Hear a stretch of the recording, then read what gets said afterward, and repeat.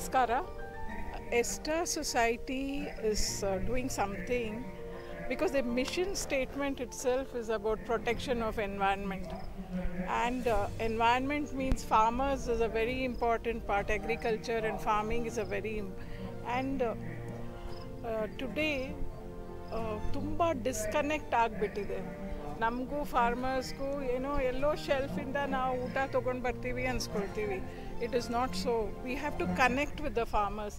ನಮ್ಮ ಮನೆಯಲ್ಲಿ ಒಂದು ಚಿಕ್ಕ ಗಿಡ ಇದ್ದರೂ ಅದನ್ನು ನೋಡ್ಕೊಳ್ಳೋಕೆ ಎಷ್ಟು ಕಷ್ಟ ಆಗುತ್ತೆ ಅಂತ ಮಕ್ಕಳಿಗೆ ಚಿಕ್ಕವ್ರಿಗೆ ಮೊದಲು ಕಲಿಸ್ಬೇಕು. And as we go farmers suicide and all, when we hear, are we not responsible? Did we have any conflict with them? ಅವ್ರ ಜೊತೆ ಏನಾದರೂ ಜಗಳ ಆಯಿತಾ? ಯಾಕೆ ಅವ್ರು ಸೂಯಿಸೈಡ್ ಮಾಡ್ಕೊಳ್ತಾರೆ? So as a society we are all responsible. And it's great that the kids have run a farmathon today and they are engaging.